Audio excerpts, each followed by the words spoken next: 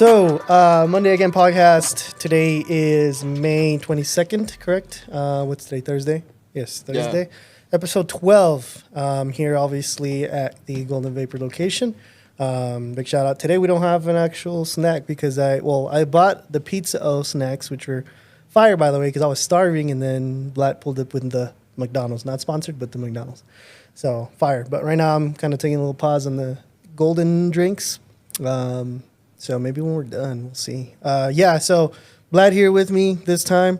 We don't have a camera facing the controls, but in fact, it's Jonathan Golden back there. So he's going to, get back on the switching for this particular moment. So no particular guest, but we want to start creating more content that is based off of what we kind of know and going more into depth, into details, and some of the stuff that we got going on and things that we been able to accomplish and create with the stuff that we know, the videos, the designing, and all that stuff. So today's subject that we're going to be talking about and touching base on is how to start a car culture brand in 2025, which is a bit of I don't want to say controversial topic, but I think something a lot of people are trying to do in general and just start a brand.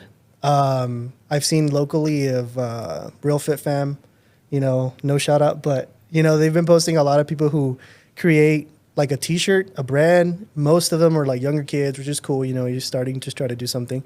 There's nothing wrong with that, but they seem to lack a direction of identity of like what they really represent.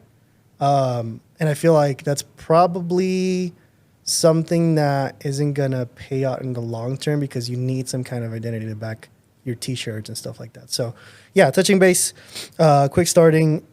Right now in 2025, what's important to get something launched? What do you think, you personally, Vlad, since you're also in the creative space and you actually have like your own twist on like your own t-shirts that you've been thinking about, but you've been super selective of like what it is you want to drop, because it's like, well, I want to draw something that's worth it and it's not going to just get lost with what everyone else is doing. Because I have one of your shirts, and sure, I hardly wear it. I know, my bad, but I do wear it whenever it is like there's a scenario for it that I can, because it's not a very like just regular t-shirt. It's a drop shoulder shaka, which is super dope.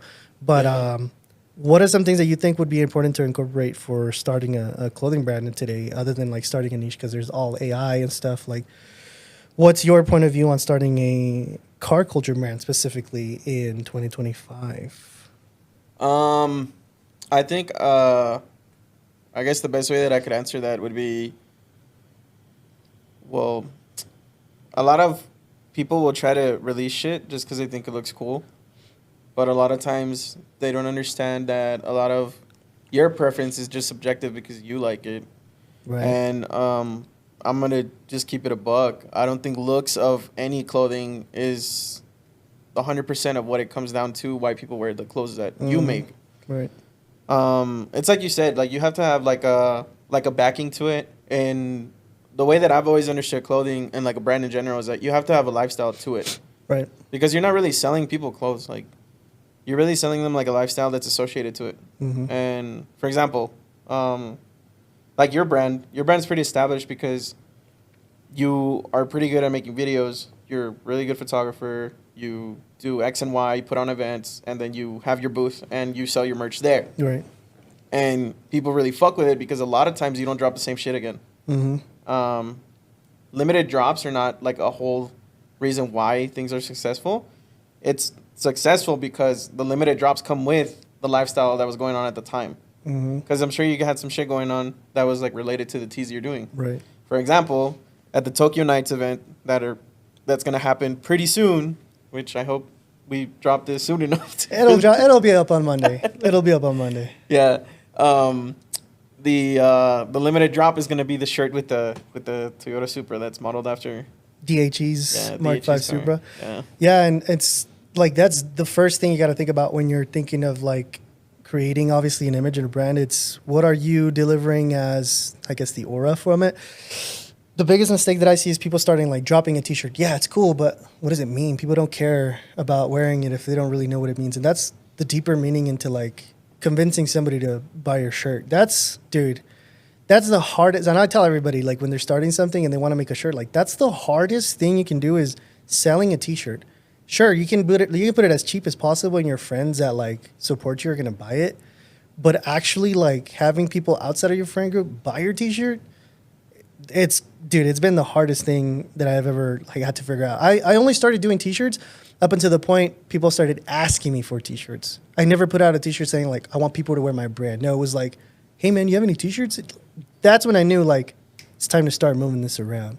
Yeah, but even that in itself says a lot because it's the people that requested it. Right. You know what I mean? Right. And some people are just dropping shit no one asked for. Yeah, and it goes nowhere. You know, it goes nowhere. Yeah. And sometimes people overestimate like their possibility. They're like, oh yeah, we're gonna make a killing with this. And sometimes they do because they do have a like unless you're you know the Leonardo da Vinci of designs, like you're not gonna move pieces unless there's something representative of it. Even then. Yeah, and even then it's very difficult. That's what I'm saying. Like you gotta be a top-notch artist where your art is completely undeniable, like you're gonna, you know, move pieces, which brings us to the point where you need to find your niche. So, find your niche. What is it you're gonna push? So, like a lot of brands, for example, Underdogs, he's got a very specific thing that he's shooting for. A lot of stuff is like he's marketed the golden era Hondas.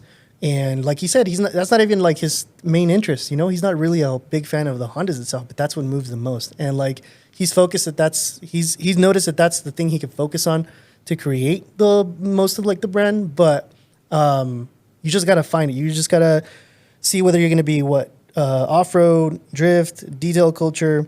For example, I have here that as example. Are you speaking directly to stance culture, garage life, OEM plus, minimalists? So I can name a few, like Low Fiends. Dude, Low Fiends has got a very specific look that they're going for. And even their following speaks that, you know, 0 followers, which is something I don't think I could do. I have like a very specific like following or group of people that I follow that are creators. And some people get really, I would say, offended that we don't follow him back, but it's more so because we want to keep in line with the brand of that we associate with the brands. Again, Low Fiends is like somewhat of like a scrape and destroy type of vibe. For you specifically, like any local brands that you could use as an example that, other than Underdogs and Low Fiends, that you could use as an example and you can point out what their niche is. Do you know of any like that you can name off? Well, I mean, it used to be Dial It. Oh, but throwback. I haven't seen anything from them in a while. Yeah, that's a throwback. Yeah, but I like their shit because it was like, I don't know. Well, I want to say throwback because it's relatively young, but definitely one of the ones that I started with. Yeah, no, and when I first started seeing like their merch, I really fucked with it because for me it was a lot of cool streetwear that was mixed with car stuff. Right. Yeah. Right. And I never understood like where his creativity came from because I knew the guy. He was super cool. But he was so quiet and stuff. Like I guess his taste just all came from within. He wasn't a type of dude that would just, you know, be the loud one in the room or anything like that. But he came out with a lot of like pop culture stuff. I remember the Sesame Street shirt he had was so hard. He had another picture. What is it? Another T-shirt that was like coloring books. He made stickers that were like the Social Security cards, and I started taking a lot from that because I could never think outside the box. All I was doing was like fonts, like lettering, and it took me a certain distance. But then people started getting tired of it, which is when we started doing full color images.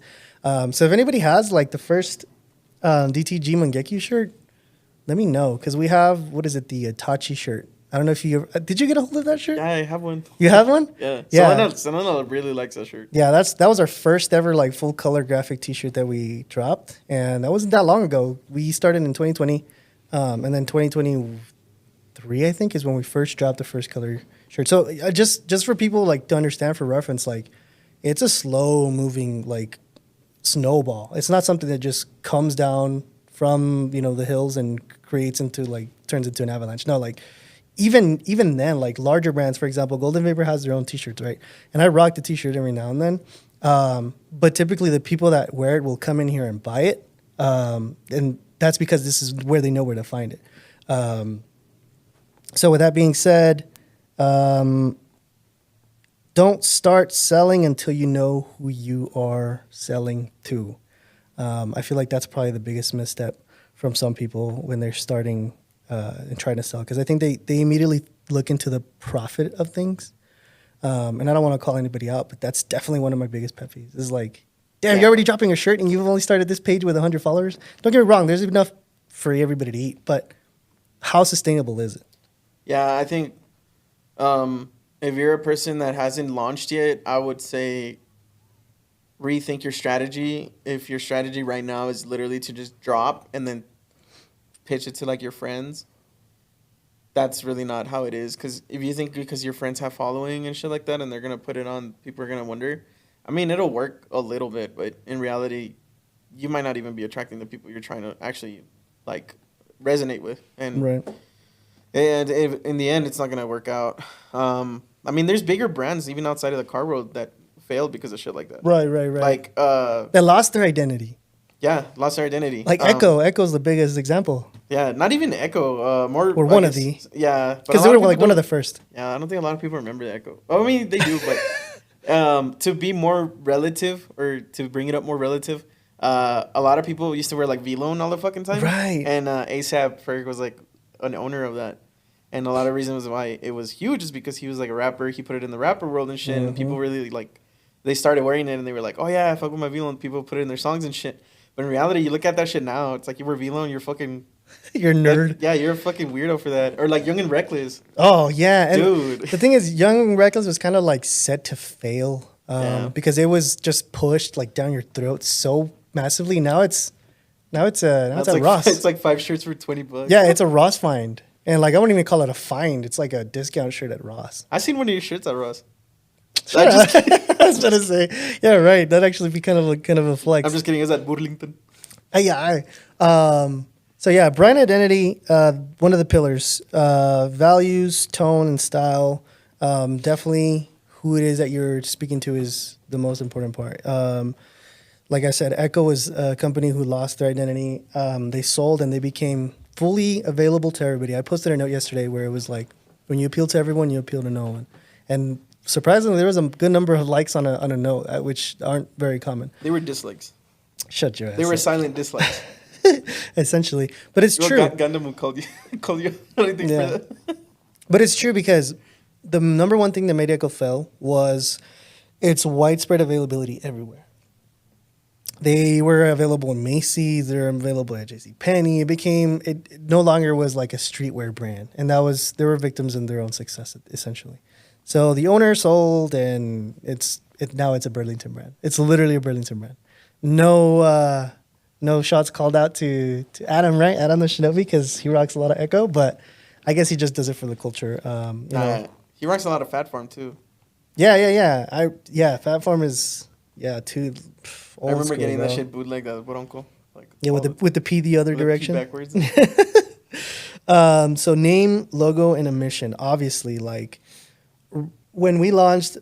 Well, when I started Mangekyu, again, just because this is what I have as a firsthand story, is I didn't launch the page until I knew that what I was going to put out was watchworthy. So I have everything posted as 2020 and in Mangekyu as like the official start date. But realistically, I was doing car videos like 2018, 2019. Not as extensively as obviously I am now. But once I realized like, hey, this is actually not bad. Like I have enough car videos to start a page. Let's launch it in 2020. So we started off relatively strong with an idea of what it is that we wanted to deliver, and we never really deviated from that. And so from the very beginning, like I said, when people were asking for the decals and the T-shirts, I was like, now it's time. So definitely, when you come up with your name, try not to change it, dude. Like, how many people do you know that start like a photography brand or a name and they change it? Have you seen that? They change a lot. I've seen people change a lot just because for the same reason, actually. They wanna start with making money. Mm-hmm. They're not like fully into it. Their plan isn't solid, and then they get discouraged because they're not getting sales. Right. They're either not getting sales or they're just not getting bookings or whatever. But it's the same. I think it goes hand in hand when people start a brand, they get discouraged, they change it again. Right. And you know literally happening to me right now. Oh my God. Which is fine because like you're at the point where you can. You know what I'm saying? You still can. People know you for something, but when you switch it, it might be, again, it could be for better, You know, you open up like your horizons to more people, but not necessarily in a way where it's just for everybody. You know, you just kind of guide it to a different direction. So with what was I just lost my train of thought because I was trying to implement that.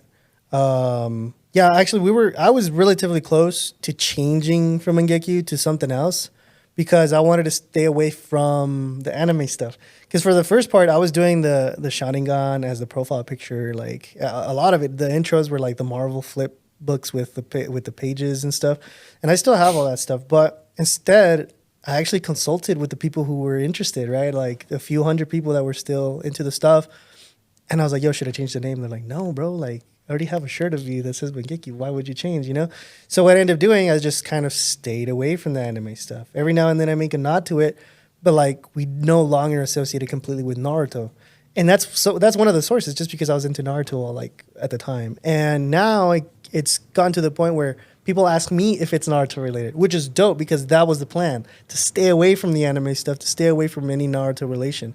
Only the people who know. But still, it gets questioned. It's like, is that about Naruto? What is that exactly? You know, which is cool. So I just wanted to throw it out there because we actually were really close to rebranding and changing it like way before 1,000 followers. So Yeah, but I mean, let's be for real. You've been wanting to change your name like once a year.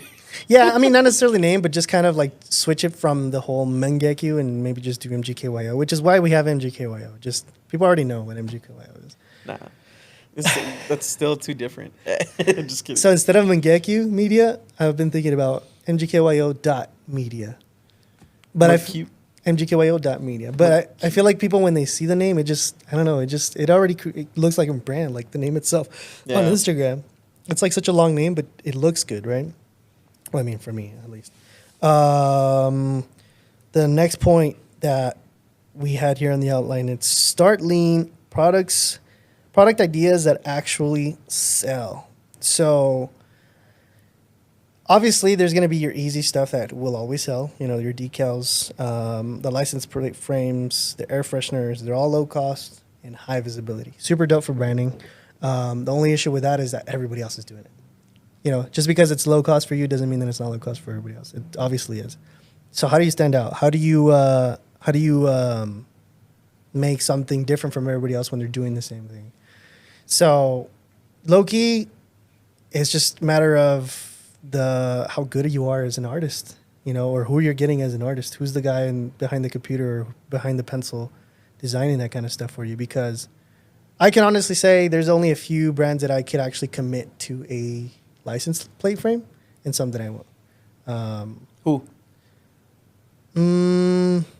So you see low class, no calling shots. They're not like the prettiest license plate frames, but because it's a low class license plate is the only reason why I buy it, which goes back to the whole niche thing. You know, it's like, I'll only buy it because it's low class, you know, because they've gotten to that branding image where I want to rep it because it's low class. But there's other cool looking ones that I probably wouldn't I want to see support, but probably wouldn't because of the branding. For example, like Static Club, they have some cool license plate frames, but I'd probably be like, for example, Diego, the homie Diego, he has like a mirror reflective one.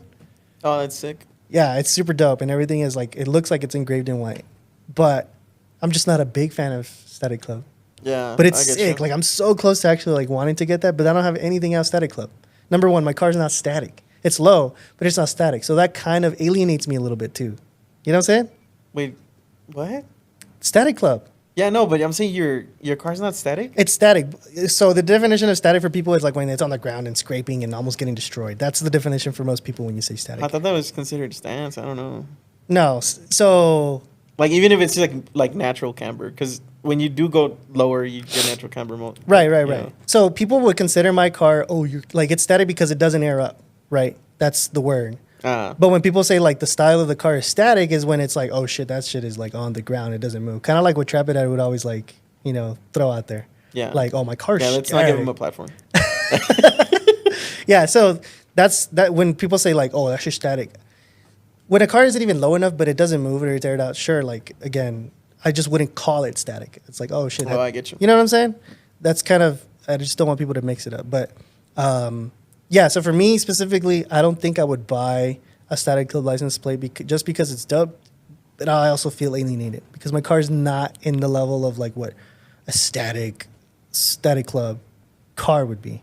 So that was kind of an example. I don't know. No, that makes sense because it goes back to what we were just talking about at the beginning. Is the stuff you have has to have like a lifestyle to it, Right. or like the what is it called, the branding that backs it. Mm-hmm. Because it's like me, right? I'm not gonna fucking buy a Born to Die shirt if I'm not like really into them and shit. Right. But if I do wear one, like all the people that are into them are like, oh shit, he's wearing a Born to Die shirt. Or whatever. Right. And which to me, that's like one of those like brands that brings like the edgy. I don't know why. Yeah, like the Playboy Cardi opium shit, like Yeah. to the car world. Right. But I mean, I'm not gonna lie, their videos are fire. Yeah, no, they have really like sick designs and kind of like some stuff that I wish I would like also be into as well, like with the branding of Mangekyou and stuff. And we kind of keep it a little bit best of both worlds because the same thing. I'm not trying to alienate anybody or anything like that, but there is definitely enough styles that we can mess with because we're not just completely tied into one thing. Like we do some of the cinematics and stuff that look like old school, and then we have some of the aggressive stuff that people really know us for. And so we have shirts for that. We have shirts like for like the Suki shirt, which is like Y2K. People really mess with those.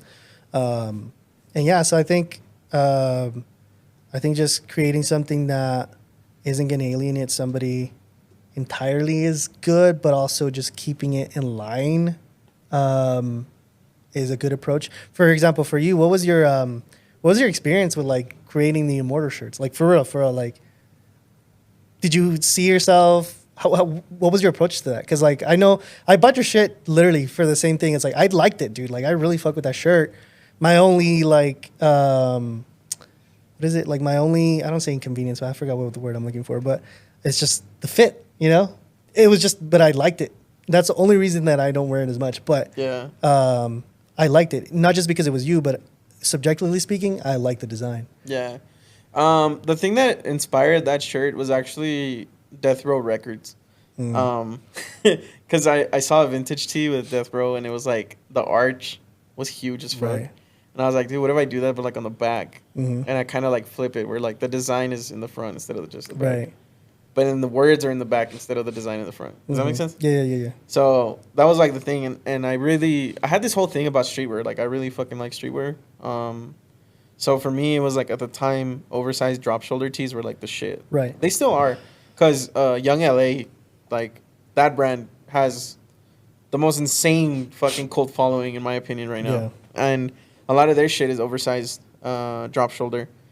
A lot of gym style clothing like that, like dark sport and shit like that. Like they do a lot of like collab drops, and they have like really cool fucking like designs and shit. So my thing was, I really liked like those brands, but back then, which was like almost 3 years ago, it's crazy to think about, like 3 or 2 years ago. Mm-hmm. They weren't like as big as they are now. Right. And I wanted to kind of like see where it would go if I dropped them alongside their drops and shit. But I don't know. I didn't really like, I didn't put too much time and plan and like effort into it, into actually dropping them. Right.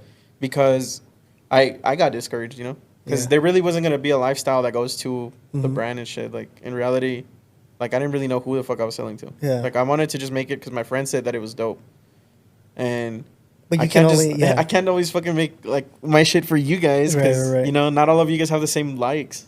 Y'all, everyone has, a different interest and shit. And don't get me wrong, your friends will probably still buy it because they're your friends, but how much of it can you sell to your friends? Yeah, and then another thing was, too, that this is, I guess, another thing we can lead into. Hopefully it's not like too off topic, but that shirt itself was like $20 to make. Yeah. Because the blank was expensive, and then getting the placements of the design and everything was like pretty expensive to do too. So I would have had to charge people like $50. And it's like, how the fuck are you starting out and you're charging $50 for some shit like this? Like, what the fuck are you? And, you know, you're not fucking Supreme or shit like that. Yeah. Which is another reason why I think a lot of people have to do the research on their end, because the material and like the money you throw into it has to equate to your starting price. Because I think a starting price for anyone should be $25 to $30. Yeah. Yeah.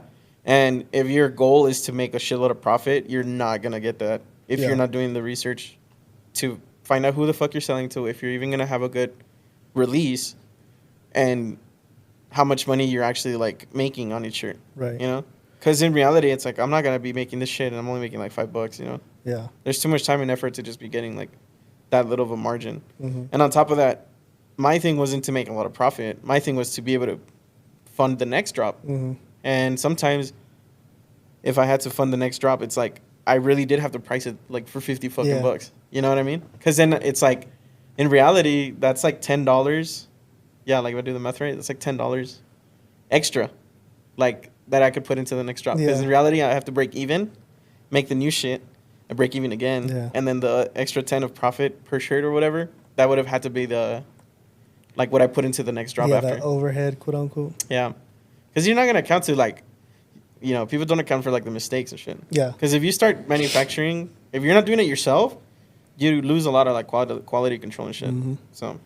Yeah, that's and then, just my little spiel with it. And then bulk ordering. Again, one of the homies I remember like was starting his thing. So, hey man, you buy one, I'll buy it.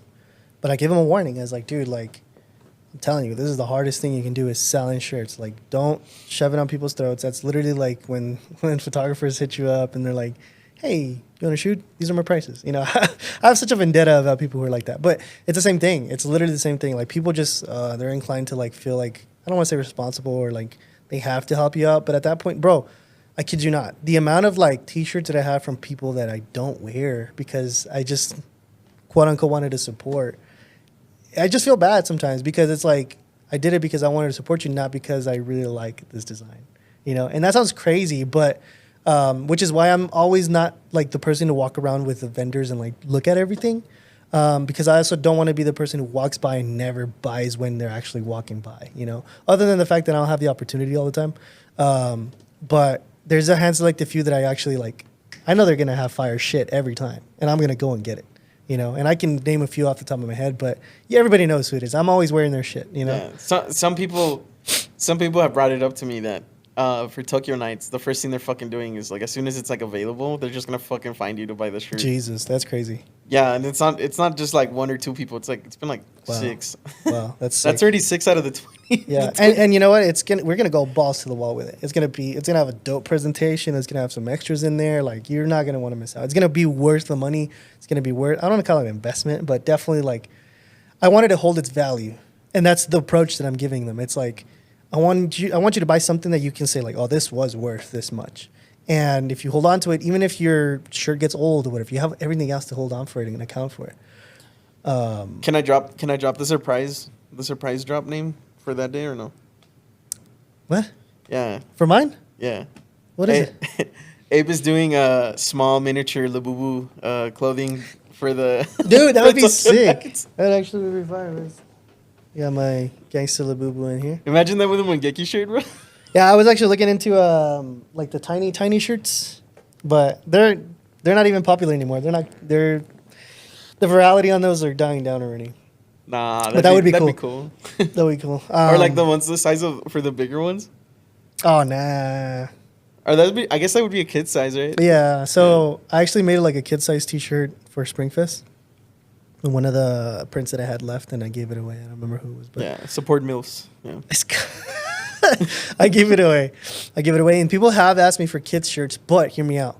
That's part of the branding as well. I've never really said it out loud, but I refuse to make like kid sizes and stuff because I want the brand to be taken seriously to a certain extent. Sure, can your kids wear it? Cool. But it loses its essence in like how serious it is. I don't see. Sure, you see big brands doing kid sizes and stuff, but at that point, like, what do they got to lose, you know? But serious brands, they don't make kid stuff, you know? It's like they stay away from that just to avoid that perception, you know? I want the image to be taken serious, and maybe that's like try hard or whatever, but that's just their approach to it, like realistically. If anything, if we make a kid shirt, it'll just be the OG logo and that's it, you know? Like, that's it. Nothing replicated to like the larger size, because think about it. Sure, it's cute. You see the dad wearing a shirt, and then you see the kid being carried in their arms with the same shirt. But then it just becomes like, I don't know. You know what I'm saying? It doesn't look like it's being taken all that serious. For me, at least. That's my perception. That's how I see it. No, I get you. I think you're not wrong in that. Meaning where like the brands that are like serious and they know like who they're like tailoring to and shit. Yeah. They don't do that. Which is I think why people buy like the really small shit But even then, I don't even think you saw that much small. No. Small is also another just pointer. Small, at least for my market, it's not the best selling. I make it anyway. I make them anyway because it's necessary. You got the few people that will. The most common for us locally is 2XL, XL, and L. L is always sold out. L and XL is always sold out. 2XL every now and then. But small and medium, they hardly ever get touched.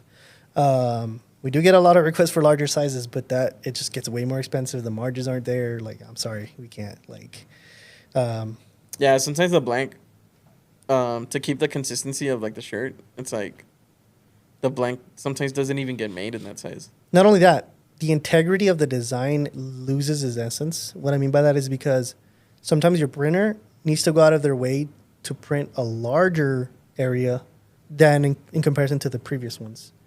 And that just, like, costs go up because, number one, your manufacturer has to, like, create a very small number of the larger sizes in a different scale. That goes up. The thread, I mean, on the blank just goes up. It's a lot of inconvenience, you know? Yeah, and then they'll have, like, a minimum order, and then it's like you have, like, 70 or, like, or like 17 shirts left with, like, the 3 dudes that really wanted those. Yeah. Exactly. So it's just, like, some people have never really, like, give them that reason just because I haven't had the time to tell them because we're at the booth and, like, you don't have so-and-so X? I'm like, oh, man, like, it's not even worth my time. Nah, bro, you don't even do that. You're like, nah, dude, I don't do that shit. Yeah, but I'd rather just be like, nah, dude, I don't carry into that. Like, they don't really move, you know? And maybe if we do, like, customs, one-of-ones, maybe, but it just doesn't create, it's just not, it doesn't help anybody out. Like, it sounds mean, but, like... Like, bro, just message me. I'll steal the design from Abe. And then we'll hit up Gundam. Like, it's gonna, like, they even tell me, I'll pay extra. But at the same time, that doesn't seem fair to me. It's like, why would you be paying extra when somebody else got it for much cheaper for you? Like, yeah. I get it. You know, you just really want it. And I'm sorry that you can't have access to it because, you know, whatever the reason. But it just doesn't seem fair and it doesn't sit right with me at the same time. So it's like a double-edged sword. Plus tariffs, bro. Yes, tariffs. Actually, bro, and everything. Even, like, dude, the blanks, everything. I'm mad. Cheeto man, let me down. Oh, anyways. Another point: visuals equal currency, dude. Every time somebody goes out and takes a picture of, like, the shirt, and I see them, like, at least locally, I have a hard time distinguishing exactly what they represent. Same thing, going back to the number one thing we were talking about. What is this for? What is this about? Which is why we are fortunate enough to be able to base everything around the cars. And I just dropped, like, this promo with the cars, you know what I'm saying? And that's why people can associate it. But that's the only way I can get people to watch the product market, I guess, product marketing. If I just post the T-shirt itself like a mock-up, like I usually am, nobody cares. Dude, like, those posts flop. I think people look at the post and feel like they're being marketed to, and nobody likes an ad. And they just do terrible. So that's why I went out of my way, put on the shirt, get in front of the camera myself, do all the stuff myself. And people have been receiving that post relatively well. Yeah, let's be honest, though. Let's be honest. You're thirst trapping. Oh, my God. When it's you're thirst trapping. When you got the shorties on there, they're thirst trapping. I'm just kidding. I would like to see which shorties you're talking about because I am blind to that. I do not know who you're talking about. But yeah, building the hype. So building the hype. I've seen a couple people that, like, shoot the pictures, take the shirts, whatever, but that's it. Just people wearing the shirts. I'm like, dude, I don't get a vibe of what it is that I'm getting representing, like, if I wear that. Yeah. I'll give you an example of someone, I guess, that does it right or that puts on the clothing and they actually have their fans do the same shit they do. Mm-hmm. Like, a lot of the Drift HQ shit. Yeah. Like, a lot of their people they'll just literally buy the shirt so they could, like, drift their car, and then they'll make a video. And storytelling. And then they come out and they're like, oh, I'm wearing the shirt. Right. Storytelling. Yeah. There's shit like that, and then, I don't know. And then a lot of people that have the Mangekyu, like, merch, we usually do see them at the shows and shit. Yeah. Or at just the car meets. Mm-hmm. And they wear them. Yeah. And there's always, like, the homies that send me a picture of somebody in public. Yeah, you see in the chat all the time? Well, not all the time, but it's relatively common that they'll send a picture like, yo, this guy's wearing the shirt. Yeah. You remember the guy they spotted in Beijing? Just Shut up. I was like, what? Speaking of, though, somebody in Germany ordered one, and I did not hesitate to pay the $20 to ship it. Damn. It was Wait, like- but hold on. Tell me if this happened to you, because I did that before with a different brand, not my own, but helping someone else, and they had a huge issue with customs or like whatever over there, because apparently like they bought the stuff from us, we shipped it over there, and then they fucking ended up getting mad and returned it because customs was charging them like almost double in tariffs just to have the What? shirt. When was this? This was maybe like, I don't know, 2019. It was before COVID. Oh, shit. I didn't have an issue with it. I mean, at least that I know of. I haven't really Yeah, checked hopefully out. it fucking changes, or maybe I don't know. I know it was Germany though, and he did tell me that like he was getting fucking screwed on his Yeah. market over there because apparently a lot of people from Germany were buying his shit. So, I mean, it's a lot of metal, Yeah. like hardcore metal, like kind of shit, Mm-hmm. like scratched font. Can't even tell like what it is. You know? What Yeah, I mean? it's really niche to their Yeah. I don't know why they really fuck with that. yeah, they're German metal. Yeah, I mean, when we did the whole Vandals Worldwide thing, like that wasn't a joke. Like we've shipped a few things in other parts of the world. Like not very many. Honestly, there's like 5 pieces. Whoa, buddy! Just because you gave No, a shirt no, to no. someone in Juarez. I mean, honestly, I don't think we've. No, there was one in Mexico somewhere. Mexico, Brazil was like our number 2 like audience. It's not them anymore. They were for a while, but not anymore. That's fun, dude. My boy Douglas, he said he wants to buy some shit, but he says it's really hard for Where's him. he from? Brazil? Curitiba, Brazil.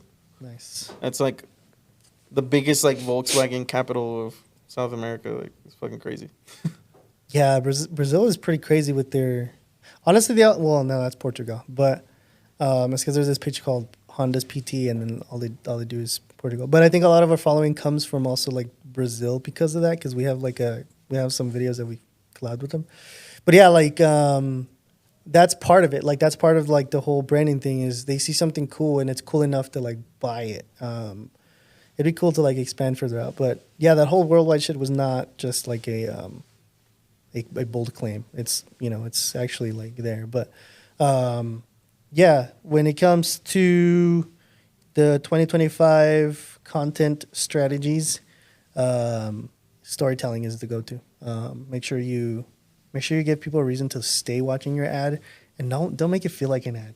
Keep people watching, keep people hooked. That's kind of my approach to that. Every time that I drop a video about a shirt, I try my best to make sure it's something that'll keep them hooked. And I've tried. I've really tried. It's hard because people don't like to be sold to. Yeah, the visuals matter a lot, dude. I think that's why Born to Die is so fucking successful, bro. Mm-hmm.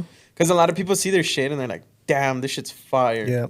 And they're like, they've like put their hoodie on, their black hoodie on, and they just put it on. They act all mysterious, like, "Oh yeah, I fucking wear Born to Die." Yeah.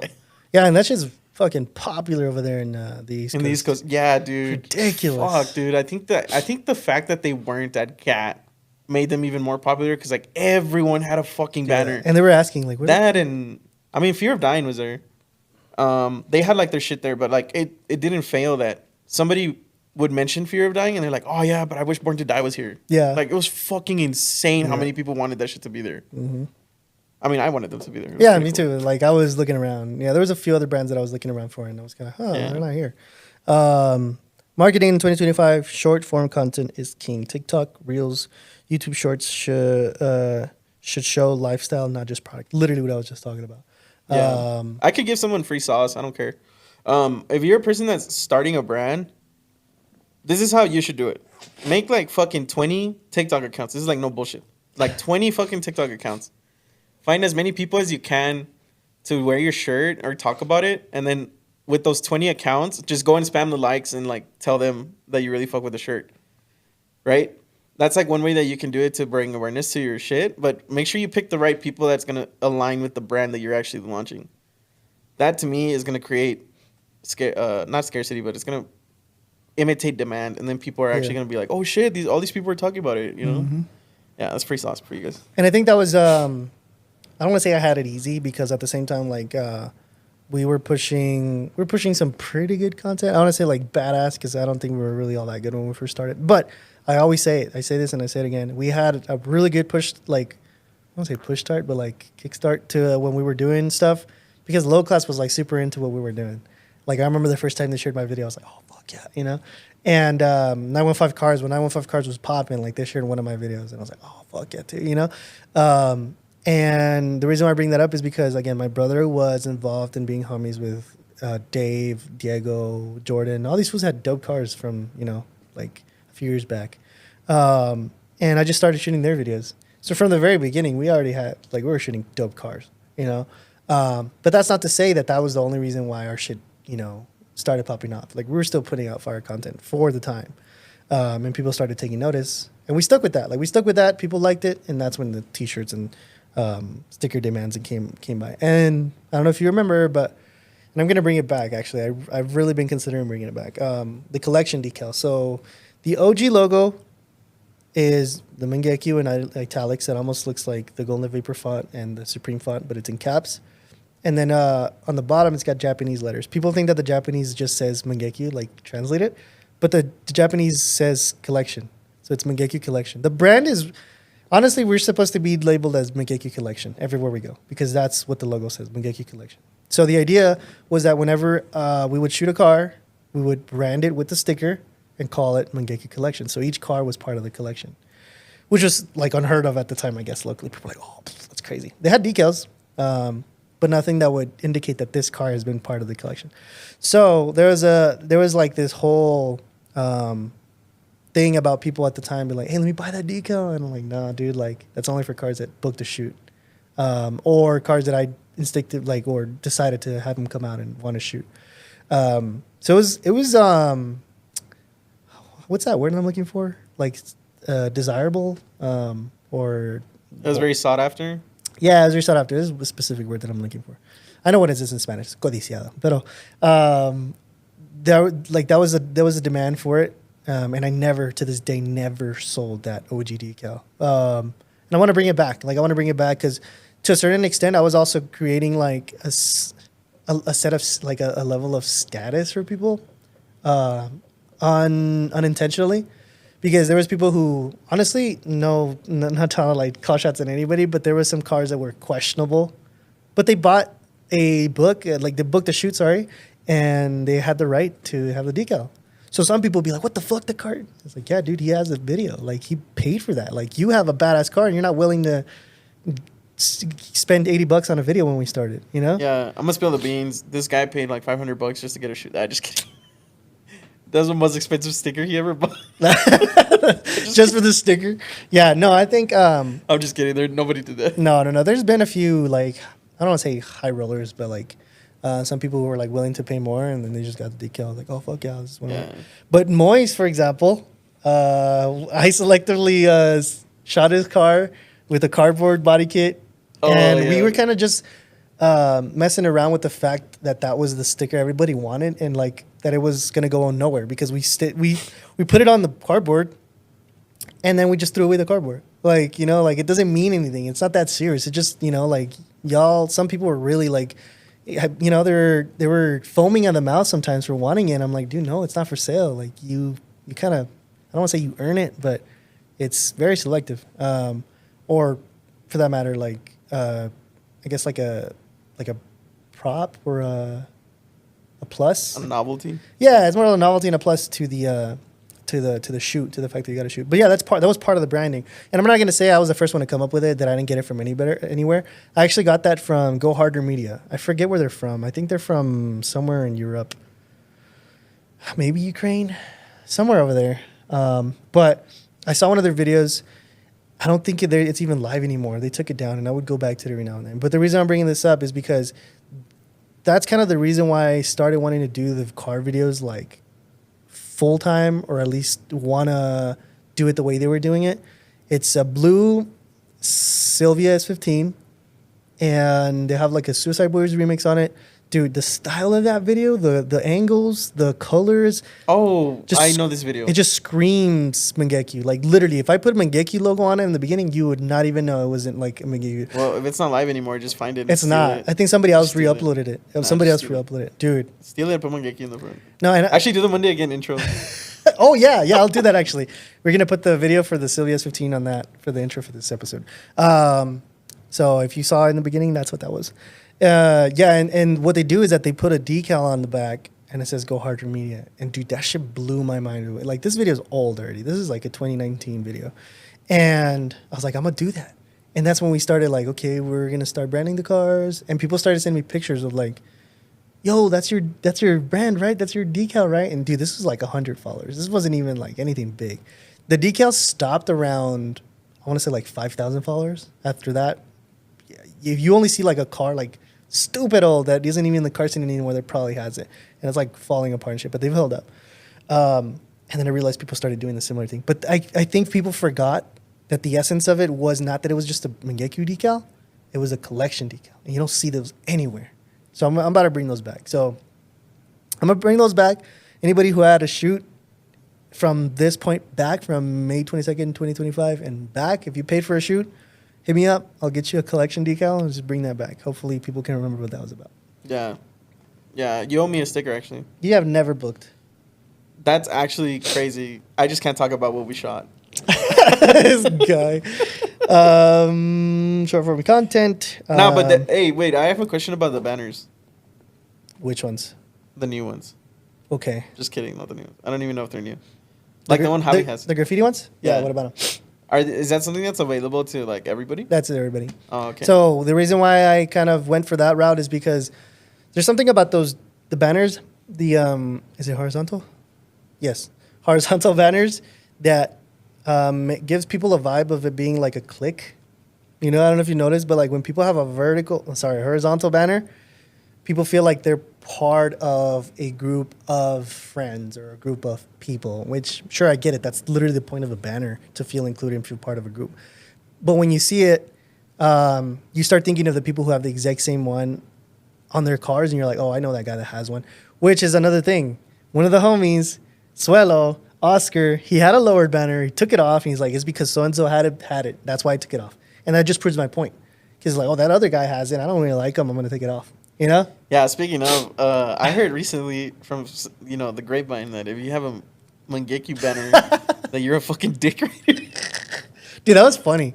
I didn't even entertain that. I was like, that's cool. Like, you're talking about it, bro. Yeah, but see, I'm going to be honest. Like, regardless of who you are, I think if you openly act that fucking way, I'm not defending this guy at all. I'm saying, like, people do this to brands all the fucking time. He's defending me. Nah, fuck you. If you have a gag banner, you're a dick rider. Anyways, what I'm trying to get at is that if you yourself are starting a brand, or you have a homie that's starting a brand, don't start any fucking random beef with another one. Like, there's no point to it. Got the gang. Got them. Bro, he's like one of our most loyal listeners. I know, but I'm just holding him accountable. No, but I'm being so serious. Like, it's not gonna get you anywhere. Like, if you started dropping merch with whatever you're doing, like, and then you have people like that, you have to protect your shit, and you have to hold your people accountable for acting that way. Like, there's just no you're gonna fucking fail. Like, people like that is gonna be the reason why your shit fails. Like, and that's just advice. And that's the approach. Like, literally, that was the approach when I realized that somebody took off the lowered banner because somebody they didn't like had it. And that just, again, that proves my point. It's like you start thinking of the same group, you start thinking of the heads that have it, and then you feel like you're part of them, you associate, and you don't want that to be reflected on you. So, people who don't know, Lowered is also a sister brand. Sorry for the pause. Just sister brother? I just think sister brand. It's a sister brand of Mangekyu. My brother had came up with that slogan. Well, he didn't come up with the slogan. It's always been around, praise the Lord. But the way we apostrophed it, people really liked it. And then people started asking for decals. I'm like, well, that's my brother's decal shit. I don't make those, like, whatever. And so we kind of wanted to revitalize it or whatever, or create its own thing, in which when we did the slanted lowered banner, my approach to that was the italic lowered banner has the same font as the Mangekyu original logo. That was the thing that we made it so that people could connect the two. And then I couldn't handle both, dude. I was like, nah, fuck no. Like, I can't be printing all these banners and then taking them to Mangekyu booth, and then having people, because it's supposed to be a selective banner, from my understanding. So I was taking pictures, and then I was practicing my pictures to post them on Lowered, because I was only doing video at a certain point, and then I was just cross-posting, and then I realized I can't, So my brother was like, let me just start working on it. So right now, the aesthetic has changed a little bit. But that's because my brother and my sister-in-law have been taking care of that. But the banners, like, it's remained the same image. People have been asking for them, and we don't sell them. Well, at least from my understanding. Those aren't sold. Those are specifically for cars that we like or that they like. Yeah, sure, and then we'll give them. So it's no hard feelings, nothing about anyone specific, but it's just whether they like your car or not, they'll hand it over to you. They don't sell them. I think they only sell them if they're, like, old, and they already gave you one. But the Mangeki one is available for everybody, and that's why we haven't never done a horizontal banner. I refuse to make a horizontal banner because it creates that perception. The corner one, it doesn't look like that. It looks like just another sticker that decorates your got, and that's what I wanted. Yeah, I fuck with that one. I think I didn't even know you had that one until I saw it on Javi's car. Oh yeah, no, I think there's got to be like 15 or 20 cars now with it here locally. Which is cool because it's the actual profile picture logo, and it started to like come out in a bunch of other places. And then there's a little one too, which is kind of it's not that little, it's like a palm. That's cool. But that's still cool. But that's the approach. So you guys want one, just come and get it. Like it's not that big of a deal. But no, I don't think we're ever gonna do a horizontal Mangeki banner. And if that changes, it's probably for a very like specific reason. But another example, shout out Elegangs. Elegangs is taking a direction where, come on, like the Ferrari already has it. You know what I'm saying? So if for somebody to be like, I want to buy it, like that's gonna be fucking hard, bro. Because think about it. I'm not saying like that Jonathan probably feel that way, Liberty Walk 430, but if he sees some piece of junk car with the Elegangs logo banner, he's gonna start being like, do I really want this shit on my Ferrari? Realistically, I feel like that's how everybody else will feel. Yeah, and I think not to cut you off like crazy, but very good. It goes back to what I was saying is like you gotta hold your homies accountable for like the way they treat your brand. Yeah. Because I mean we're in the fucking chat and like people were talking about doing like all this crazy shit and he had to put his foot down and say, hey, you guys need to chill the fuck out. I don't want this shit to be like everywhere. Mm-hmm. I don't want people to have a fucking like Elegangs binder for their kid at school. Oh yeah, that's like, right. Yeah, he did say that. Yeah. He did because there's an Elegangs chat. For those of you who don't know, he was a guest here a few episodes ago. Egmar Anderson, tattoo artist, Yellow Beetle. So we were talking about creating an Elegangs car collective, just like as an ink collective, and that's already been started. There's a group of people with the banners, and if you really look at the cars with the banners, come on, bro, it's like yeah, dude, that's just fucking wild. It's pretty good. Car. But he's been super selective, and not only that. He's also managed to not do the same banner as everybody. Sure, there's a few that have it, like the horizontal windshield is there, like the classic, but he's going above and beyond to do the visor, the visor ones. Is it called the visor? Yeah, I guess the eyebrow. Yeah, the one that goes on like eyebrow tint one. I don't know. Yeah, and that kind of differentiates, and it's like, oh, that's cool. Like that's different. So that's, again, obviously he's a tattoo artist. He's somebody who knows about branding and stuff. Like he knows what direction it's going to. But yeah, he actually put a pause to that because people were trying to like, I'm gonna make a decal, I'm gonna make a keychain, I'm gonna make this, I'm gonna make all of it. Elegance, he's like, yo, chill. Like, I don't want this shit to be everywhere. I do, but not that way. And I want this to be like what did he say? Like chile molido or some shit like that? Yeah, chile molido. But like, it kind of just translates to, I don't want you guys to dilute my shit and step all over it. Exactly, like, yeah. So yeah, hold your homies accountable if they're repping your shit. Like, I do that too sometimes. It's like, bro, like, don't fucking go to New World if you got my shit and act a fool, you know? Oh, that wasn't your homie? That yeah, and the thing is, I feel like people understand that. Like, that crowd that does that kind of dumb shit doesn't approach the stuff that we got going on anyway. You know what I'm saying? Yeah. And so that's part of it. If you create that, if you tailor your brand like that, you're going to draw what you want, So you got to be careful with holding those people accountable to representing your stuff. At least when you're starting off, it's crucial. Yeah, because people are always gonna remember like your roots. Like, yeah, if you were shitty and your people are shitty, like, I guess I don't know what brand would you associate with them just being fucking assholes regardless. Oh my god! Like if they, if they were. Oh, okay. You're saying like the say I'm a fan of that brand. It's like, oh, you're a fucking asshole because all of them are fucking assholes. Oh, okay. I don't know. I wouldn't drop a name specifically. No, you want to? Yeah, just kidding. Honestly, I don't even think I can name one, but actually, especially if you're local, I think you should. I think you really need to keep people in check about that shit because, I mean, I'm sure if you saw somebody with like repping your shit and then they're like over here at home me doing fucking donuts, Mm-hmm. Like, I mean, I'm not going to name the group, but I think we've seen certain people do that shit, and we're like, hey, isn't he in your car club? Isn't he in your team? And Right, they don't right. fucking like know what to say after because they're like, oh, I didn't know he was doing that. Right. You know? Yeah. And that includes not just your car homies, bro. People in general that come up with some like questionable shit, you know? Like, come on, dude. Like, you're friends with them, and like they got to rock in your shit. You gotta take that shit back. Like, clear your name to a certain degree, clean slate. Yeah, and if you guys, I know people are gonna think that that I'm probably being too extra about that shit, but in reality, it's like if you're really about it, you would understand why we're saying this shit. Like, Yeah. you would understand why I would tell you to protect your fucking brand because, like, I have a huge background in marketing and branding, and like, I can't fucking tell you how many times just because somebody acted a certain way, how much business they didn't get because of shit like that. Oh. And because of who they associated with. Bro, and it just happened to me. Yeah. And when was it? In Oh, that wasn't your homie at you? No, in December when all this crazy drama about my name was being dragged. Like, bro, not ever once did I mention it. This is probably the first. I don't remember what happened. This is probably the first time I'm actually like addressing anything regarding this situation. But like, yeah, like not necessarily Mangekyu, but like me as a person's like name was being dragged through the mud, bro. And like, I don't want to say that took a lot of self control because I wasn't itching to say anything, but I was in my full right to, you know, like, yo, what the fuck is all this about? So I'm sorry for my French, but like that's how I felt. It's like, dude, I have every right to like clear my name, but I'm not letting anybody get that energy off of Mangekyu, and they never did. And guess what happened, bro? It all blew out of the water, and everybody who was involved burned the hell out of themselves. You know, they came out like limping out of the whole situation, and I was just like, okay, cool. Like this is all blowing over, and let's go back to it. Stand Small was all fire, and that's it. That's all anybody cared about.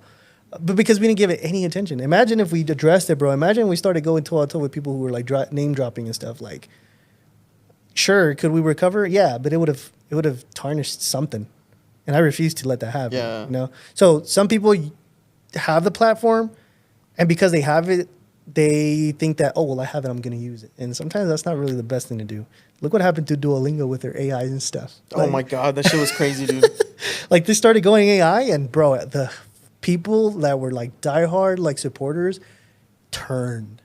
I mean, it wasn't that. They also fired like their all. Well, I mean, well, yes, but that comes to saying like you can have a crazy good like brand image with one mistake, and I'm not saying that was just like a whatever mistake. Obviously, it's like a big deal, but it doesn't matter, bro. Watch your back. You know, Rome fell. You know, at one point, eventually. You know, so that can happen to anyone. So I was just kind of like, tread. Is it tread lightly? I guess is that what? Don't. Yeah, I guess. Yeah, like just gotta be calculated on like whatever it is your address. Because for me that was a little tough. Like low key for my personal like mental health and shit. Like it was rough.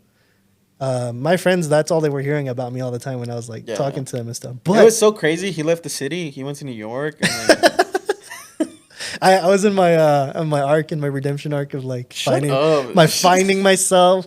I now recognize myself as a New Yorker. Dude, just buy pizza in New Jersey, and you know I'm from the East Coast now. Over here, you know, get some spaghetti meatballs. The fuck out of here, dude. No, but that brings me back. Later, Moist is leaving. Later, brother.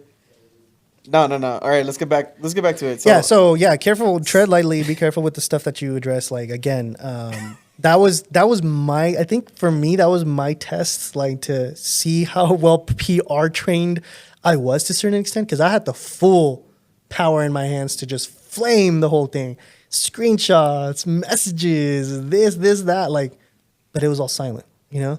And I think there was a lot of people who were like, dude, that's, you know, props to you for that shit. Like, I don't, you know, anybody else would have, and the people that were involved did end up like addressing that, and they burned themselves a little bit. First of all, nobody told you shit. Shut your ass up, bro. That was the topic. There was multiple people that came to me. Yo, did you hear your? Yeah, but like, the good thing is that you protected the brand.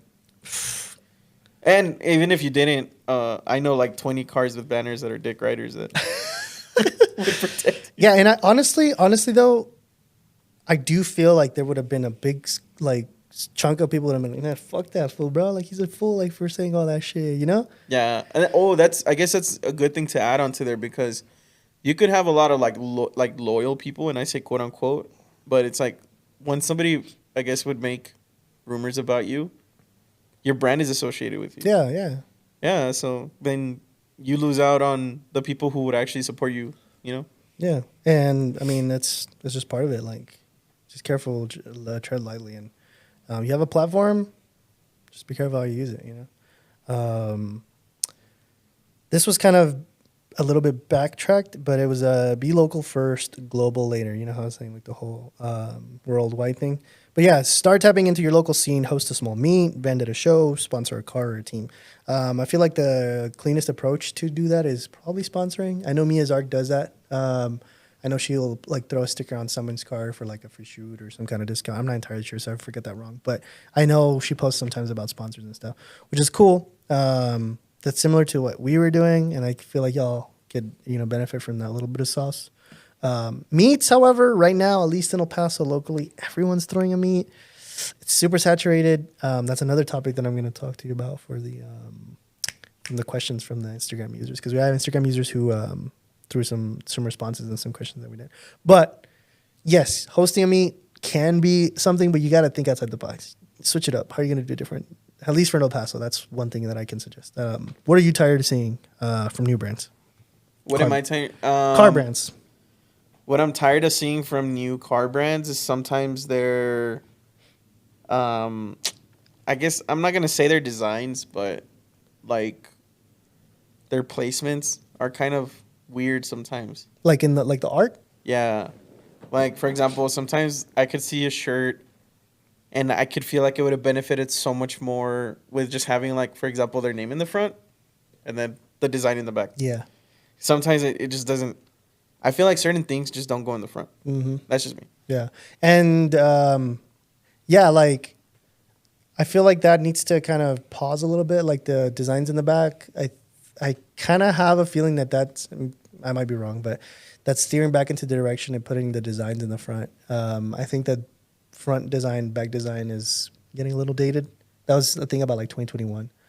The reason why I say that is because if you really go to like a shopping center, like a mall or like a Walmart or a Target that has decent graphic tees, the cool shit is in the front nowadays. And then you got like the more expensive stuff, like for some reason Paxton's really fucking expensive lately. Again, sorry for my French. It's just No, yeah, you're right. me. No, I would anger me too, dude. I don't know why the fuck Paxton is so expensive. But they put this stuff in the back, you know, and I feel like people associate that with like quality, but I've kind of switched my perception to start putting a lot of stuff more in the front now. Because, like, for example, this shirt's dope because it's got a front and back. But this kind of makes sense, you know? The flow of the design makes sense. Like the square, because this is a square image in the back of the shirt. Who got you that shirt? Shut up. Just kidding. He got me that shirt. But yeah, like, visually speaking, I would suggest to try to do, like, again, it's subjective. But if you see a lot of my stuff right now, it's going to have a lot of stuff in the front. Stand Small was an exception because of the way the shirt flowed.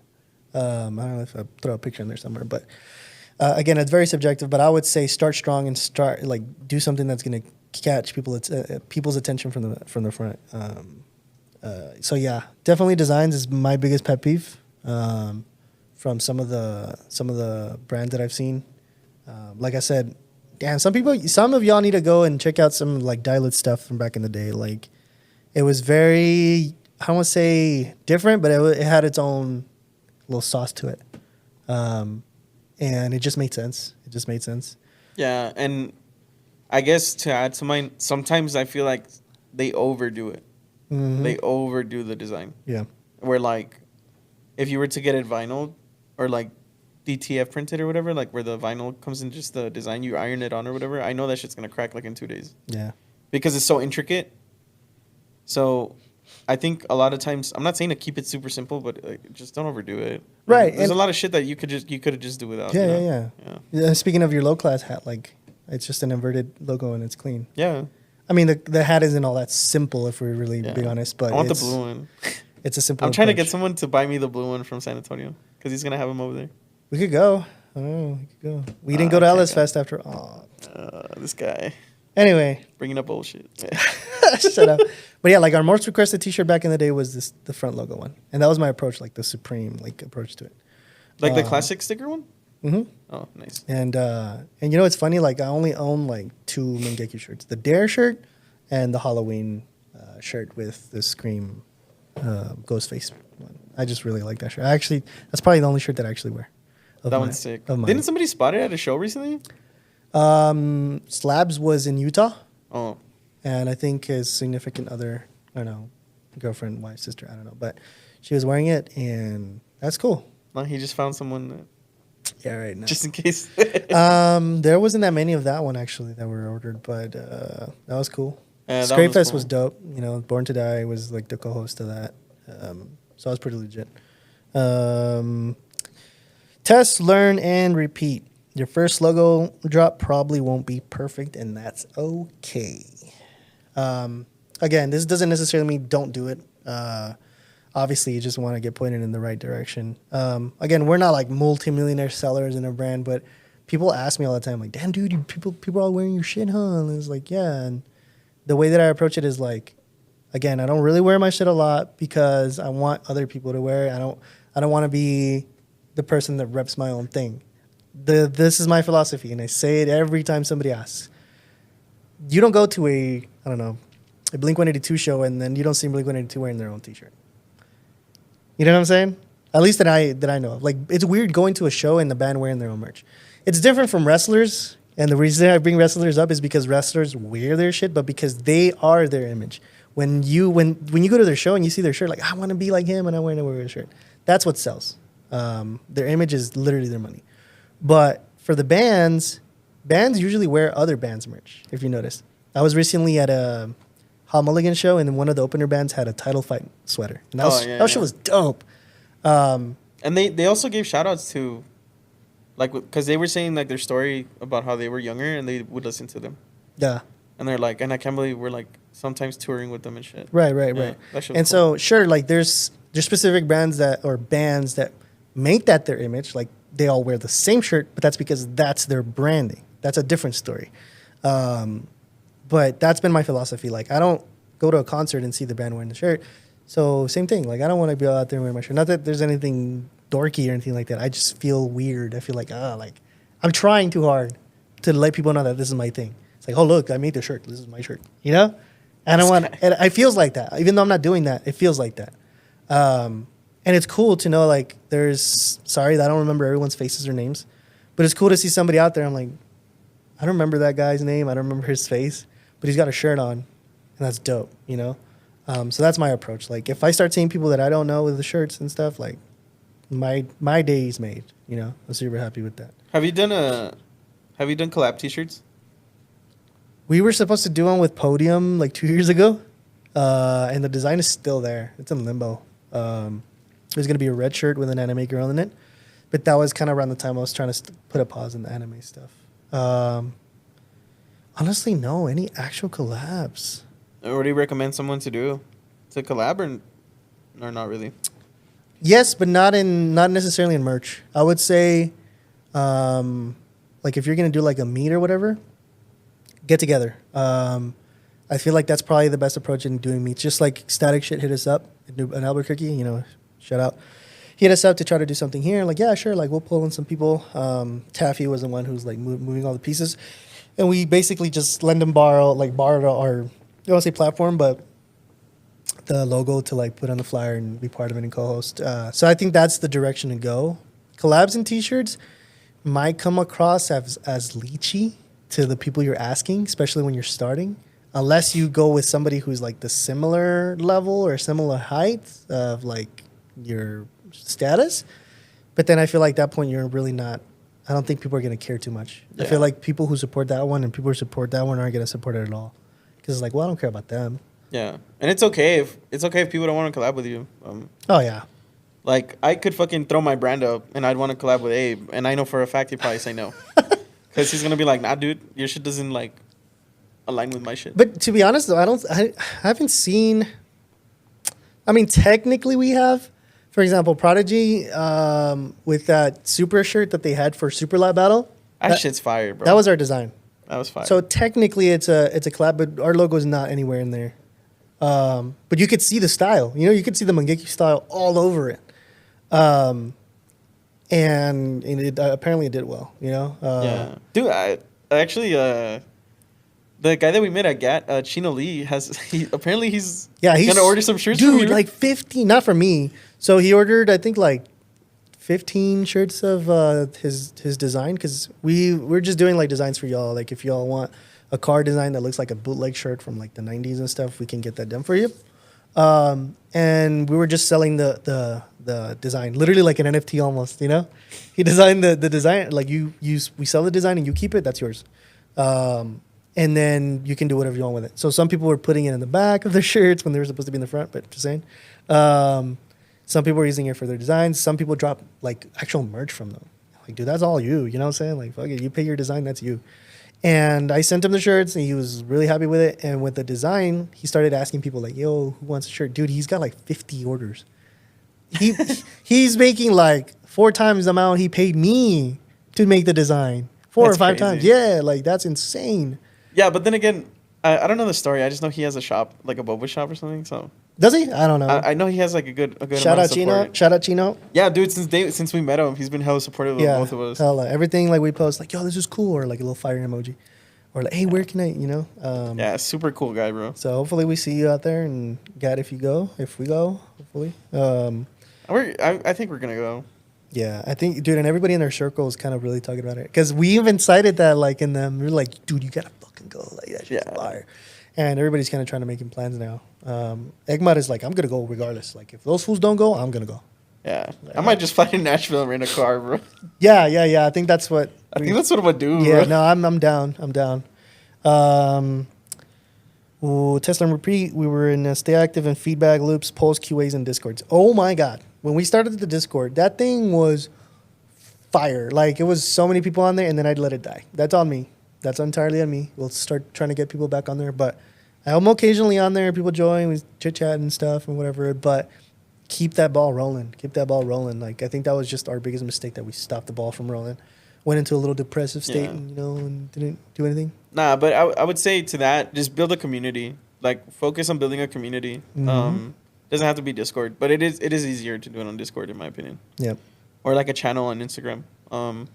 Build a community where you kind of set like your standards and like what you're about, and then that's how you can like further push like your brand to people and like things that align with them. That's how I would do it.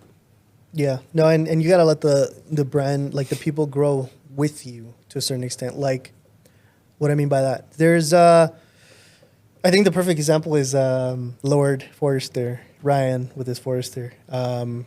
His build wasn't like all that crazy when he started the Forester, but I was like adamant and like giving that car some attention, because it was the first Forester that I ever saw in my life that was slammed, static. And I was like, dude, fuck yeah, let me give you a banner.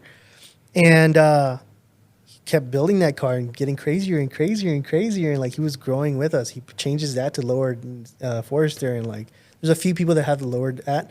And he kind of like grew with us, and we nurtured that too along the way. Like I need a new banner. I got you, bro. And sometimes it was a matter of like making sure nobody else would beat us to the punch, because it's like for a while he would get another banner. I'm like, they beat us to it, and then as soon as it was off, I got you, dude. Let me get you another one. So it's part of it. Like you nurture your public as well. Like keep them hooked, keep them engaged, and like grow together. I feel like that's another thing that I would point out, and that'd be really helpful. Nurture your audience. I wanted to touch base on some of the questions just before we stop on some final thoughts.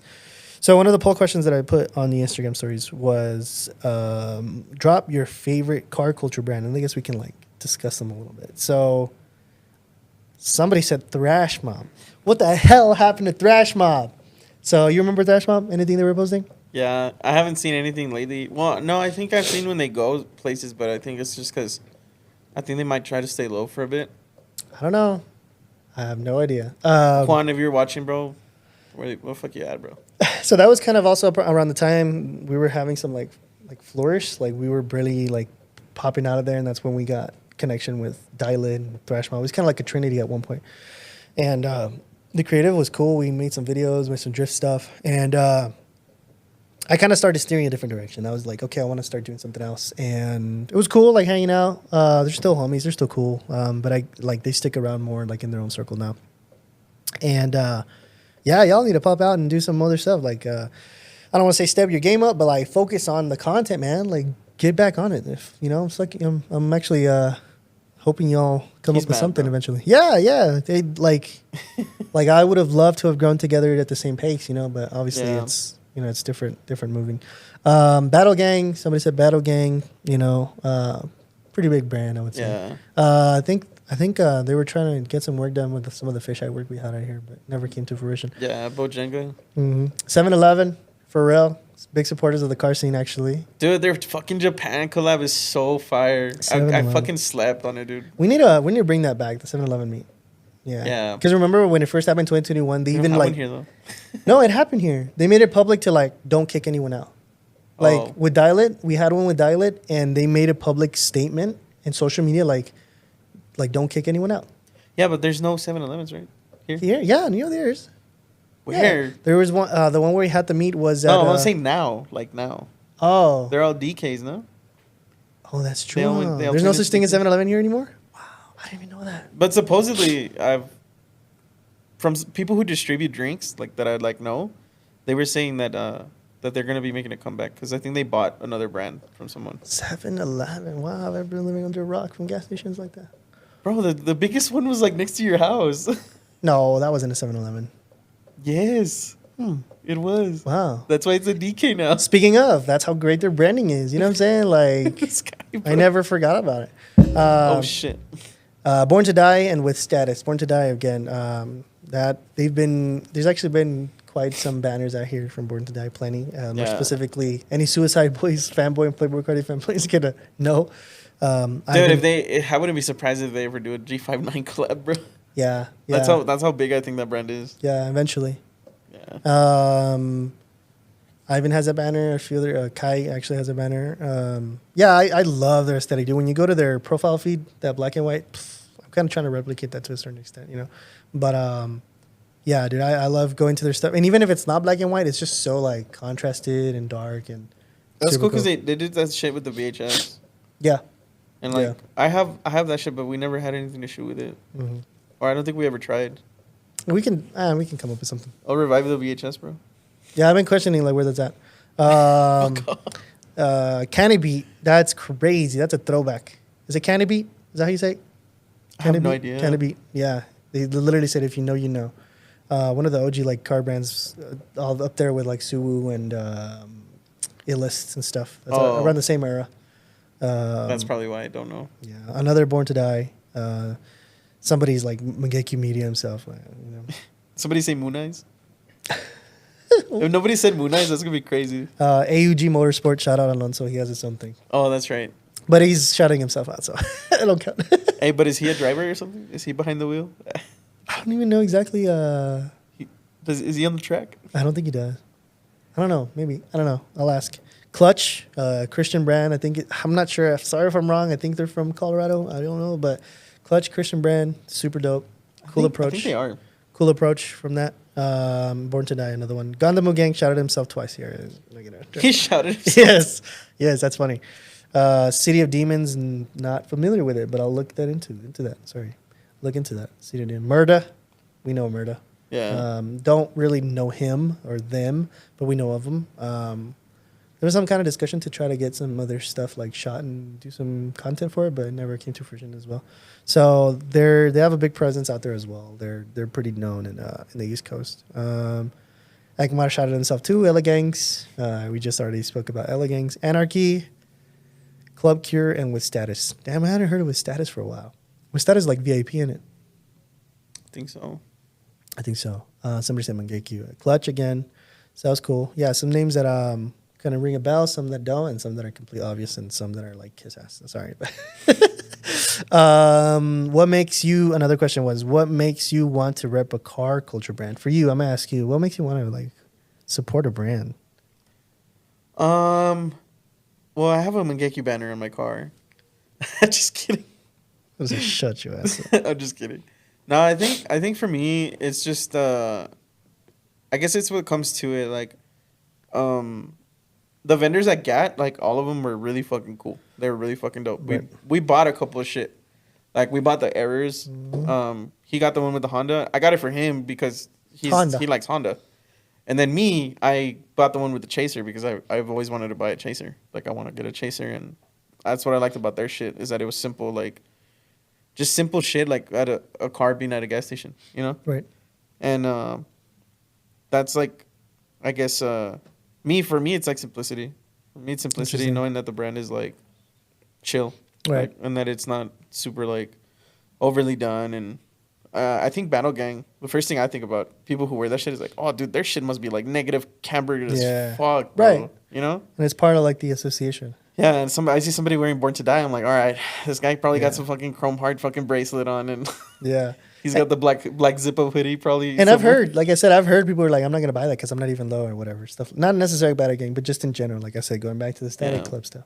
Some people said because I'm mobbing, because again they feel part of it. You know.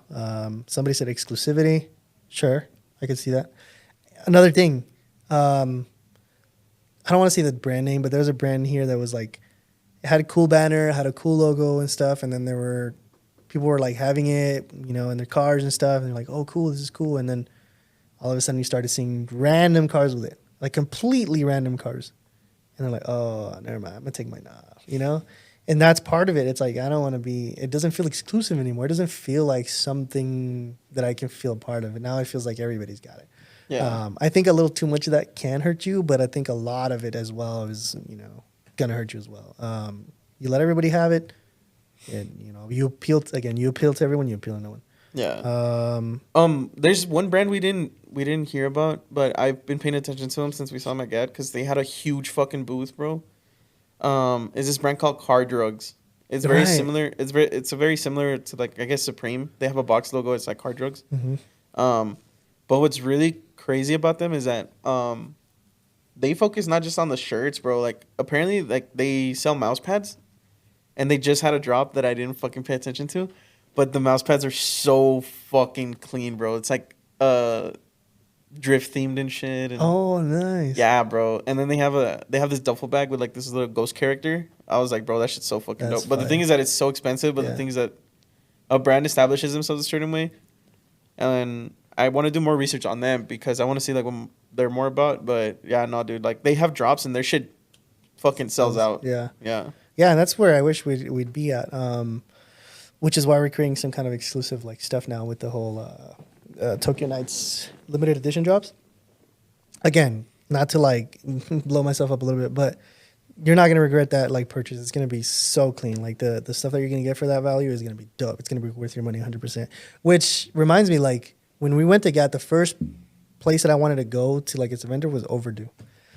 Oh yeah, that's just hard. Overdue is just like so clean. It's like honestly, it feels like the what I can relate to the most because we're not super in like the edginess and we're not super in like the purist style. I think we're like a blend of both, and I feel like Overdue is just that, and I can relate to it, and it just feels the same.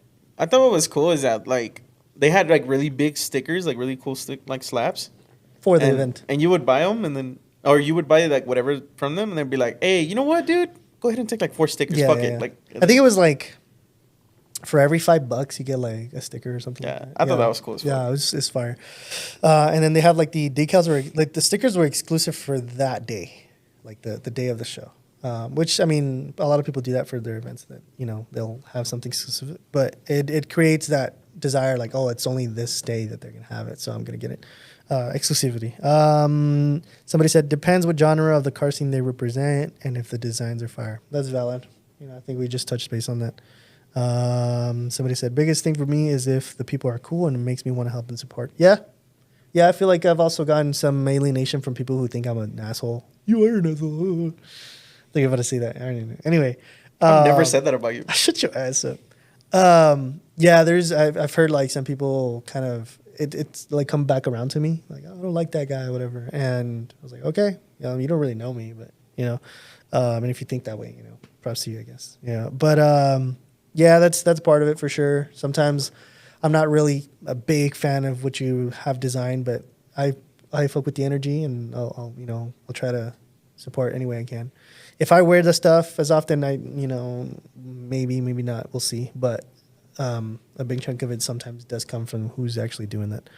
The vibes, the people, the cars, of course. Nice to be part of a bigger community to represent something cool. Happy face. Yeah, same thing. Style and exclusiveness, another one. Both in the cars that represent the brand along with limited items, exclamation point. Exposure and fashion. I mean, I guess it goes tied in, the person behind it, the person behind it got to move twice. Good designs on merch, good designs, good style, people, members that aren't complete jerks. Sorry. Design and who they are as a brand. Okay, cool. Style and reputation, good design. So general consensus is good designs. I feel like a lot of people lean more into a good design more than anything else, which is fine. Again, just you got to be really good at it if that's going to be your whole basis, just the whole design. The next question was that we put out there. Would you buy from a brand with no social media presence but fire designs? Kind of following up on that question. What about you? I think that's kind of, well, never mind. Sorry. It's because I was going to talk about who were they, the pants that you had? Oh, Malice. We didn't even know them. Yeah. And I wouldn't say but that they changed, the brand changed a lot already from last year. Oh, but their following wasn't large, was it? No, but they had hella fucking support from the bigger brands. That's what caught my eye about them. Is that they're from Florida. They didn't have like over 2,000 followers actually. And then their fucking pants and everything sold out. Like I literally copped probably the last pair. Yeah. Actually, I did cop the last pair. Yeah, so that's kind of like the perfect example for the question. Like, obviously, you would support a brand that has fire designs, even if they don't have that big of a media presence, right? Yeah. The responses for that, only if it's the mob.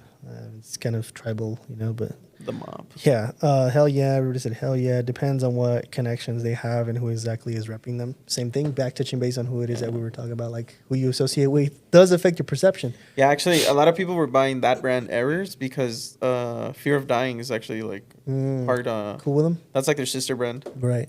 And that's another thing with Lowered. Like, people come to us because they know they can find Lowered shit with us. Or when they go look for Lowered, like, hey, where's Mangekyu? I feel like that's definitely a part of it. Somebody said, hell yeah, same thing. I go to a thrift store and see a cool shirt. If it's my style, I'm a cop. Same.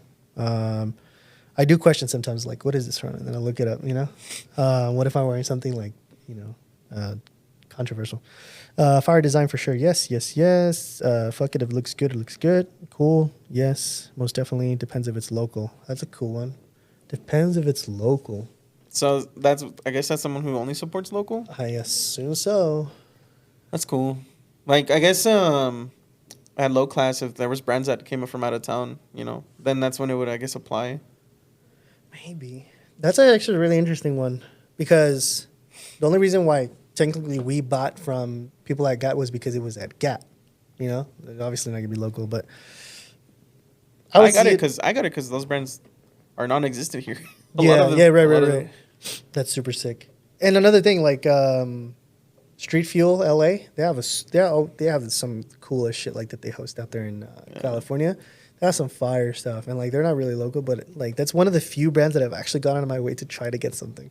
And even then, like, I waited until they were like discounted. Sorry, no shame, but that's how much I really wanted the piece, and it's probably one of my favorite pieces, like that I own in my closet. So yeah, that's an interesting take. Depends if it's local. It still keeps me thinking, because I feel like if somebody came from out of town that wasn't local and their shit is fire, I probably would actually engage. For me, at least. The last one is from the questions from the poll that we had on our stories. Would you rather have 1,000 sales or 100 loyal fans? What about you? I'd probably have the fans.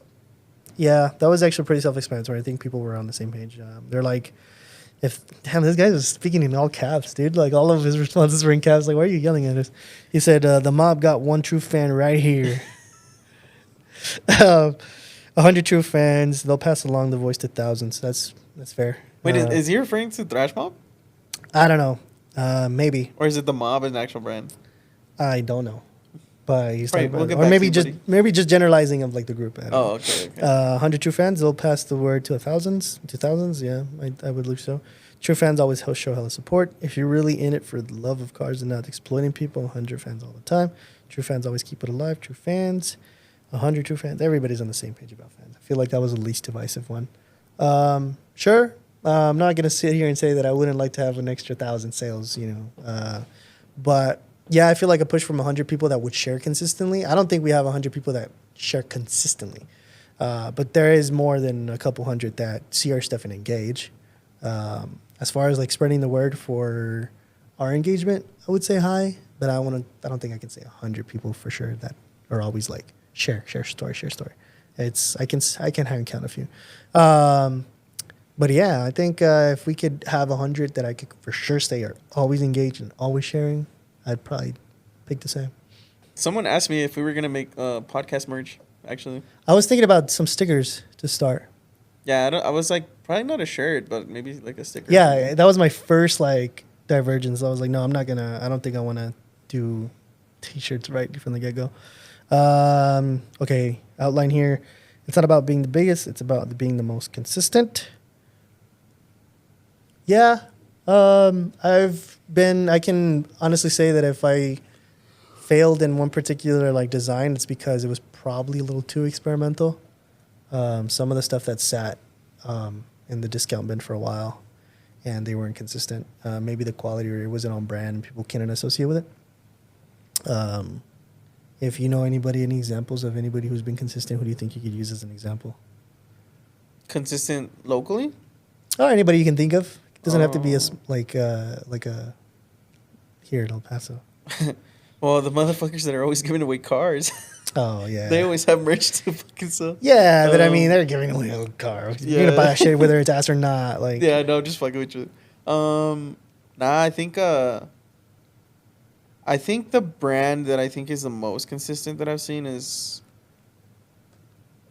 I think it's that Car Drugs brand, bro. Really? Like, yeah, dude. Like, yeah, they always have shit to drop. Like, it's crazy. And if it's not a drop, it's a restock. Yeah. Yeah. Yeah, I think. I think I go back to Born to Die. Yeah, they have every like 2 weeks or what? I don't know. Something's always live, and I'm not really a big like person to engage with their stuff, but I see it. I see it all the time. Instagram's one of those platforms that if you don't engage, it pushes them all the way to the back of your feed, and you never see them until you start engaging. But for some reason, they always keep me hooked, and I always see their stuff, and it never changes like go off brand. So that's probably the best example. I don't mean to like be a dick rider or anything like that. I don't even have any of their pieces or own any of Burn to Die, but